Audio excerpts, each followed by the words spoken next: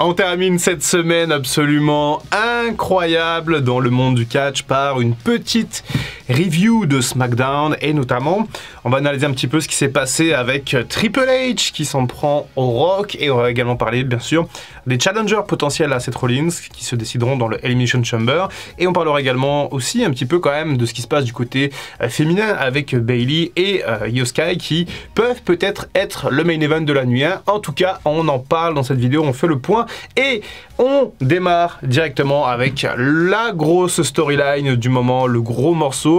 C'était peut-être un peu décevant hier de ne pas voir ni le Rock ni Roman Reigns à SmackDown après la conférence de presse absolument légendaire qu'on a eue jeudi. Les deux Rottweiler n'étaient pas là et c'est Triple H qui a du coup ouvert le show avec une sacrée pop quand même pour Triple H.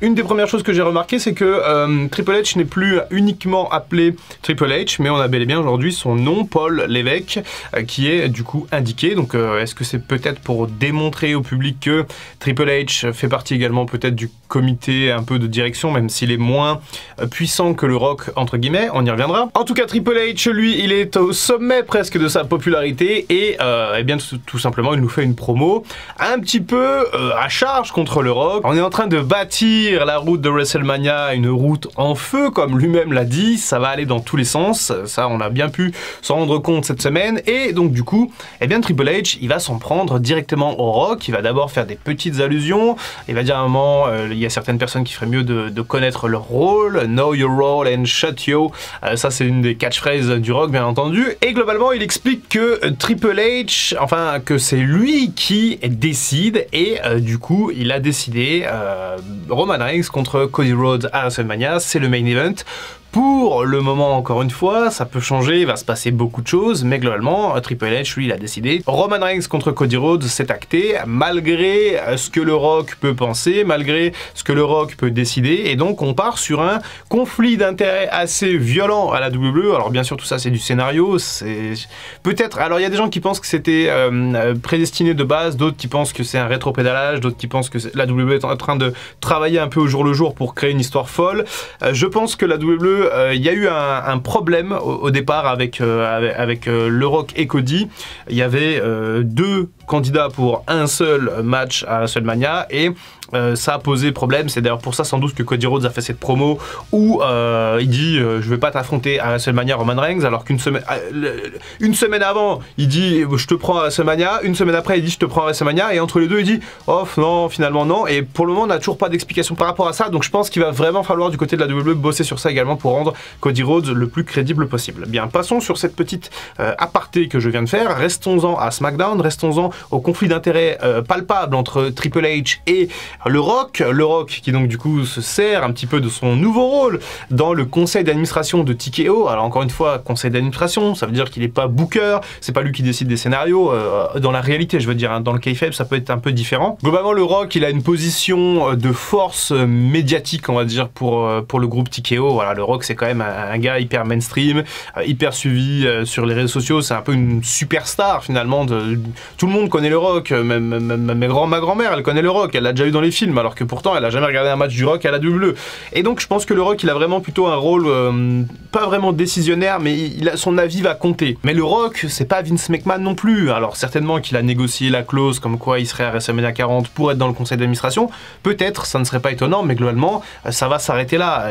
Ça m'étonnerait que le Rock il ait un pouvoir créatif si grand. Il y a quand même d'autres personnes qui sont impliquées, hein, Harry Emmanuel, Nick Khan, il y a quand même des gens qui décident et c'est pas le Rock qui est pas devenu le patron de Triple H, le Rock n'est pas devenu le président de la WWE. Toujours est-il que le Rock, il est sifflé. Les fans chantaient que Rocky craint, tout simplement, et eh bien, c'est pas étonnant, étant donné que le Rock a complété son heel turn, on semble donc se diriger absolument vers un Rock complètement heel, et la chose qui est assez intéressante, et j'aimerais d'ailleurs avoir votre avis par rapport à ça dans les commentaires, je pense pas qu'on va voir le Rock Hollywood heel qu'on a eu en 2003, qui était assez pertinent, ou le Rock Corporate de 98, parce qu'on n'est pas sur le même personnage. En fait, ce Rock là, en version heel de 2024, je pense que c'est une nouvelle gimmick, et ça a l'air d'être un psychopathe complet, ultra flippant, ultra en colère, ultra costaud en plus par rapport à avant. Et en fait, je pense vraiment qu'on va avoir une version du Rock en heel qu'on n'a jamais vu et qui peut être totalement folle, totalement incroyable, parce que ça peut donner vraiment une aura en fait au Rock et une crédibilité que théoriquement le Rock n'a plus. Le Rock a 51 ans, le Rock n'a pas catché depuis 10 ans. Comment veux-tu qu'on en fasse quelqu'un de crédible pour un main event de WrestleMania? Eh bien la réponse est toute trouvée en faisant du Rock littéralement un psychopathe, un mec qui fout des calottes dans les conférences de presse. Sans doute qu'il va se passer des dingueries dans les prochaines semaines. Le Rock et Roman Reigns sont prévus pour SmackDown la semaine prochaine. On risque d'avoir une promo légendaire du Rock, sans doute ultra intense, peut-être à charge contre Triple H aussi.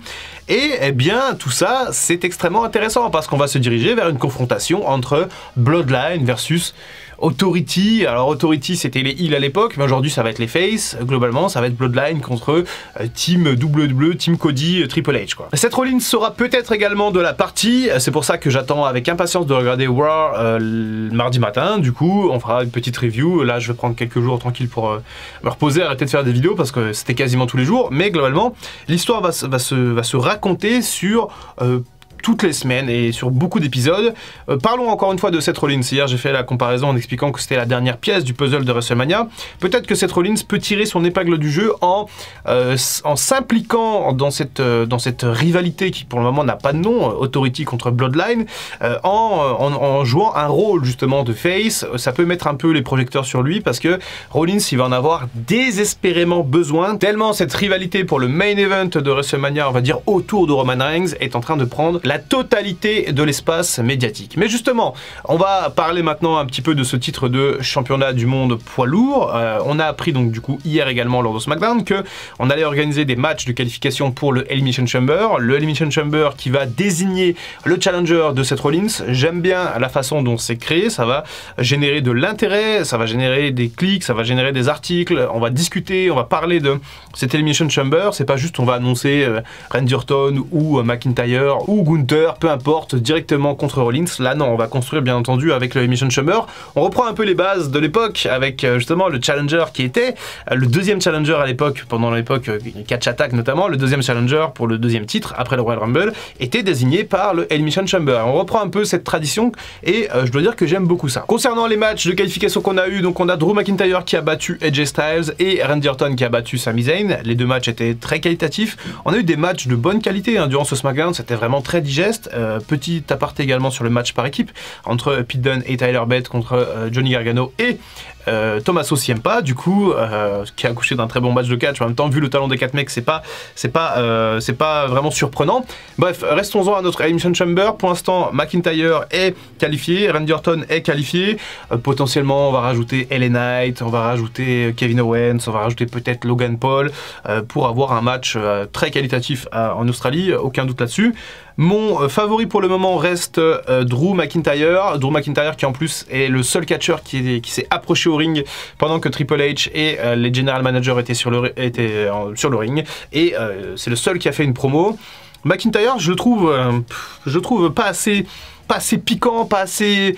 En fait, il devrait parler plus fort, je trouve, avec un micro parce que peut-être il essaie de donner un rôle de psychopathe et tout, mais en fait j'ai l'impression que McIntyre il est un peu coincé entre deux gimmicks, le Scottish Warrior et le Scottish psychopathe, que les fans sont en train de pousser derrière lui, donc il y a peut-être une hésitation à ce que McIntyre il tourne face, mais globalement si on fout McIntyre contre Rollins à WrestleMania, il n'y a aucun intérêt à ce qu'il tourne face, puisque Rollins est déjà face, à moins qu'on ait un double turn, mais encore une fois, on part dans des prédispositions assez complexes.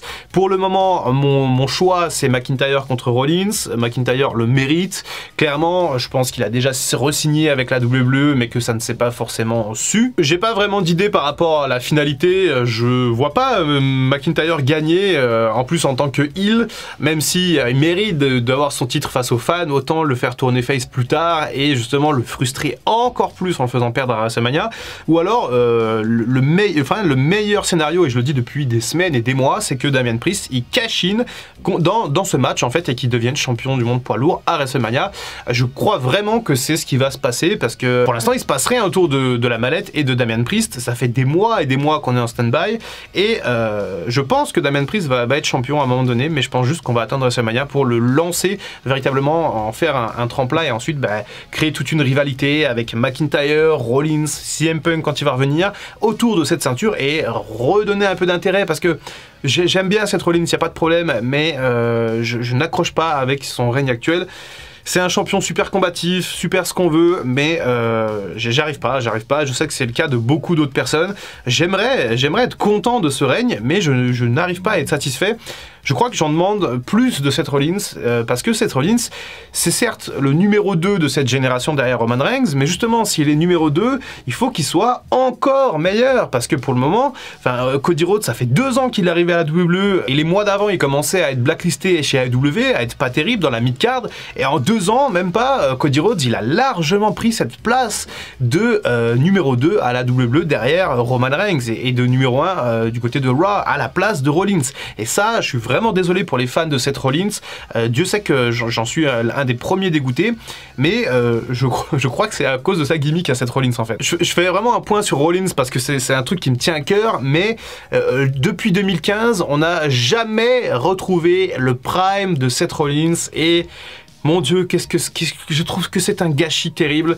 Vraiment, on reparlera de Rollins plus tard, on fera un point catch peut-être à l'approche de WrestleMania, mais vraiment, je suis dégoûté par rapport à Rollins et j'espère et j'aimerais qu'on arrive à quelque chose de meilleur avec Rollins. Passons à la suite. Alors j'ai pas évoqué le fait que Triple H et le Rock sont certes en rivalité aujourd'hui, mais que c'est une rivalité long terme, que ça fait des années et des années que le Rock et Triple H sont en rivalité, qu'on a failli avoir un match là dans les précédentes années, mais que ça s'est pas fait. Aujourd'hui on n'aura certainement pas de match puisque Triple H ne peut plus catcher, il a un pacemaker donc c'est extrêmement dangereux pour lui de catcher. Mais peut-être qu'on aura une autre forme de rivalité, en tout cas on en reparlera parce que c'est pareil, là la vidéo commence à être un peu longue, je commence à partir dans tous les sens et il nous reste un point à voir. Ce dernier point, c'est le titre féminin, du coup, et Bayley qui va affronter Io Sky, le Damage Control qui a tourné sur Bayley, Bayley qui amorce un face turn, ça semble prendre plutôt pas mal, les fans commencent, ils commencent pas d'ailleurs, ils sont en train vraiment d'être à fond derrière Bayley. Dakota Kai, du coup, a choisi son camp et a choisi de soutenir Bayley par rapport à WrestleMania, à voir également ce que ça va donner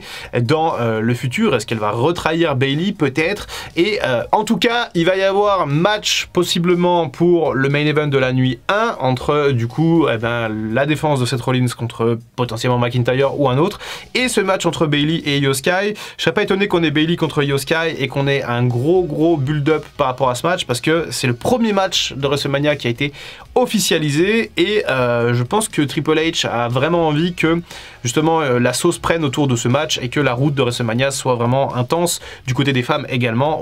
Alors peut-être pas aussi intense que du côté des mecs parce qu'encore une fois on est sur des sphères totalement différentes en termes de mainstream, en termes de tout d'ailleurs, en termes de pognon, de réactions sur les réseaux sociaux. Mais en tout cas ça va être assez intéressant d'analyser les deux constructions, autant pour le titre féminin de Io Sky, autant pour le titre masculin de Seth Rollins et de voir au final laquelle de ces rivalités, de ces histoires sera utilisée comme étant le main event de la nuit 1. Ça laisse une occasion aux catcheuses de briller, là où si CM Punk ne s'était pas blessé, il n'y aurait eu aucun débat. Je pense vraiment qu'on aurait mis Rollins contre Punk dans le main event de la nuit 1 et ça aurait été vraiment aussi également très épique. Donnez-moi tous vos avis dans les commentaires, on fait un petit break là de 2-3 jours, on se retrouvera certainement mardi pour Raw. D'ici là il va peut-être se passer plein de choses, peut-être pas, s'il y a une breaking news, on sortira la caméra comme d'habitude. En tout cas merci pour votre soutien, votre fidélité, vos likes, vos abonnements, abonnez-vous d'ailleurs, on est presque 40 000 et j'ai vu qu'il y avait plein de gens qui n'étaient pas abonnés, donc abonnez-vous, comme ça on atteint les 40 000 et ça fait un beau petit chiffre. C'était Dr Wrestling, on se retrouve très bientôt et en attendant comme d'habitude, prenez soin de vous. I can feel the blood creeping up from the heathens. Got will, got fight, got pride, got reason. If they wanna go eat, then you know I'm gon' feed them. If you're coming for me, hope you're ready for a demon.